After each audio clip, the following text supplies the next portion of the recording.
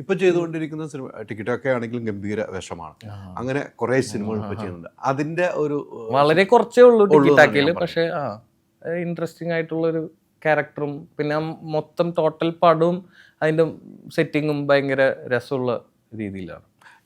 ഈ സിനിമയിൽ ഓരോ കഥാപാത്രങ്ങളുണ്ട്. ഓരോ കഥാപാത്രം വ്യത്യസ്തമായിരിക്കും. ഇപ്പം നേരത്തെ പറഞ്ഞ എൻ്റെ കയ്യിലാണ്, എൻ്റെ ഷോൾഡറിലാണ് ഇരിക്കുന്നതെന്ന് പറയുമ്പോൾ അത് കേൾക്കുമ്പോൾ തന്നെ തീർച്ചയായിട്ടും ഇതിന്റെ എല്ലാ ക്രെഡിറ്റും അല്ലെങ്കിൽ എല്ലാ ഇതിന്റെ ഈ പടത്തിന്റെ എല്ലാ ഇതും ഇരിക്കുന്നത് അഭിചേട്ടന്റെ ഒരു കൺവിക്ഷനിൽ തന്നെയാണ്. ഞാൻ പറഞ്ഞത് എൻ്റെ നസ്ലിൻ ലീഡായിട്ട് വരുന്ന പടം എന്ന് പറഞ്ഞു വരുമ്പോ അങ്ങനെയാണല്ലോ ഈ പടം. ഇപ്പൊ നസ്ലിൻ എന്നാണല്ലോ സ്റ്റാറിംഗ് നസ്ലിൻ.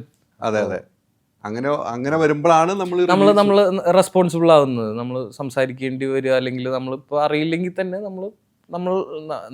നമ്മൾക്ക് കഴിയുന്ന രീതിയിൽ സംസാരിക്കുക, ആ സിനിമയെ പറ്റി പറയുക, അല്ലെങ്കിൽ ആൾക്കാരിലേക്ക് എത്തിക്കുക എന്നുള്ളതെല്ലാം.